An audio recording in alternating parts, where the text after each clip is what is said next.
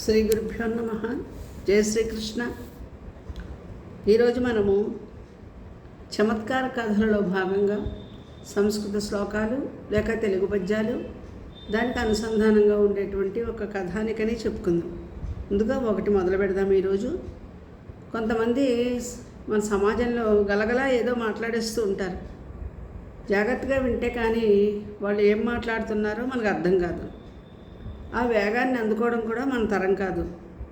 ఇంతకీ వాళ్ళు మాట్లాడేది ఏ భాష కూడా తెలియక మనము అయోమయంలో పడే స్థితి ఏర్పడుతుంది. ఒక ఆయన వేదమంత్రాలు చదువుతూ ఉన్నాడు.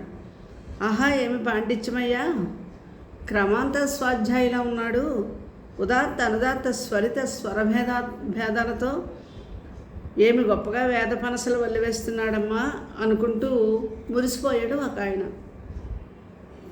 రెండో ఆయన అన్నారు, నీ ముఖం, ఆయన చదివేది వేదము కాదు, ఏమీ కాదు, నిదానించి విను, నీకే బోధపడుతుంది అని హెచ్చరించాడు.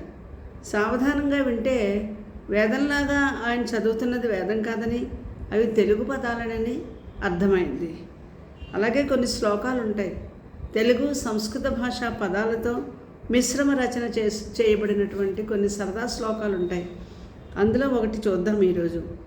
వృత్తిం కల్పయ శక్తి లేదు, అయితే జీవే కథం తత్పురే, ఉంటే ఉండిమి కిం నీల్వు బహుశః పీత్వా సుఖాదత్తవై, పోతే పో బహువత్సరాదహమిహ స్థాస్యామి హే సత్ప్రభో, ఏతే యాచక రాజభాషితమిదం భాషాద్వయం పాతునః. ఇక్కడ తెలుగులో ప్రశ్న, సంస్కృతంలో సమాధానం. ఒక యాచకుడికి ఒక మహారాజుకి జరిగినటువంటి ఈ సంభాషణలో వృత్తిం కల్పయ శక్తి లేదు. వృత్తిం కల్పయ అనే సంస్కృత పదం. నాకు ఏదైనా పని చూపించండి. శక్తి లేదు, నాకు శక్తి లేదు.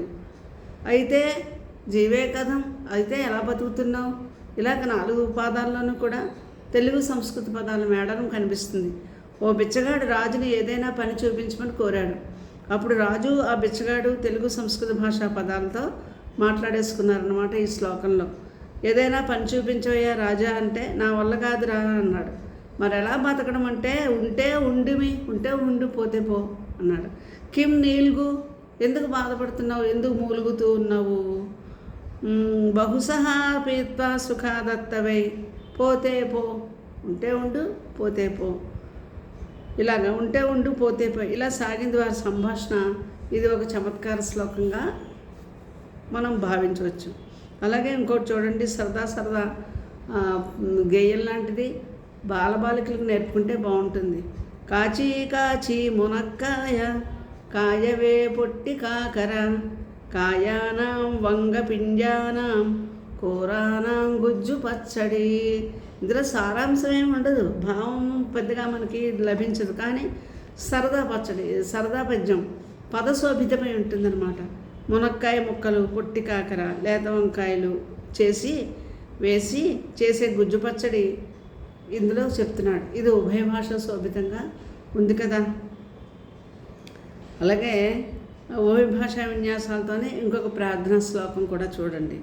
గణానాం గణనాథచ్చ గణపాస్త్రస్తథైవ చ, కాట్రా కాశీ కొంకినక్క కార్దభాయ నమో నమః, అక్కలమ్మ మహామారి మాతంగి పరమేశ్వరి, ఎన్నమ్మాయ నమస్తుభ్యం ఆశీరమ్మాయ నమో నమః. ఇవన్నీ కూడా చమత్కార పద్యాలు అన్నమాట. పగటి వేషగాళ్ళు ఆ స్వేదంలాగా స్వరయుక్తంలాగా మాట్లాడుతూ ఉంటారు. వచ్చి వాళ్ళు ఏం మాట్లాడుతున్నారో మనకు అర్థం కాదు, కానీ వాళ్ళ మాటల్లో ఇలాంటి విభిన్న భాషా పదాలు కలిసిపోయి మాట్లాడేస్తూ ఉంటారనమాట. అలాగే కవిగారి యొక్క దారిద్ర్యం ఎలా ఉందంటే, తిండికైతే 10 మంది వసంతి. ఒక కవిగారి ఇంట్లో ఇలా ఉన్నారట. తినడానికైతే 10 మంది ఉన్నారు. తండులాలు గృహమందు నసంతి. ఇంట్లో తండులం అంటే బియ్యం లేవు. కొండబొచ్చలు వరం వెలపంతి.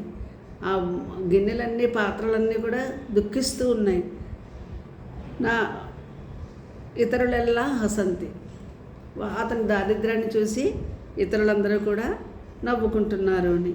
ఇలాంటి పరభాషా పదాలతో మిశ్రమైనటువంటి శ్లోకాలు పద్యాలు చాలా మన తెలుగు సాహిత్యంలో ఉన్నాయి. ఇవి కేవలం సరదా కోసం చెప్పుకున్న సంభాషణలు అన్నమాట. ఇలాంటి దాంట్లోనే మనం పార్వతీ పరమేశ్వరుల యొక్క సరస సల్లాపాన్ని ఒకసారి మనం చెప్పుకుందాం.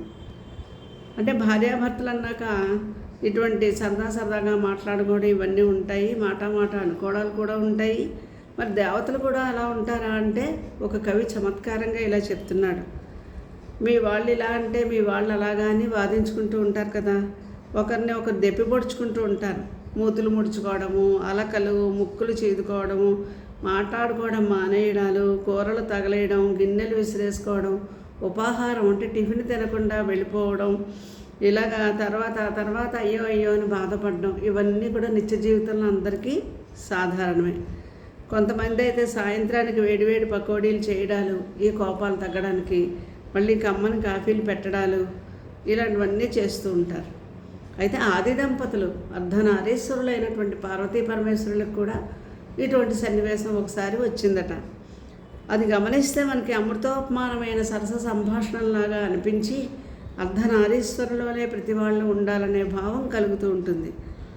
ఎంత ప్రఫుల్లం చేసుకోవాలి జీవితాన్ని, ఎంత ధన్యం చేసుకోవాలి, ఒక మధురమైన కావ్యంలాగా జీవితాన్ని ఎలా మలచుకోవాలో, ఇంద్రధనస్సులాగా ఎలాగా నిర్మించుకోవాలో ఈ అర్ధనారీశ్వరుల మధ్య జరిగిన చమత్కార సంభాషణ ద్వారా మనకి కవి చెప్తూ ఉన్నాడనమాట.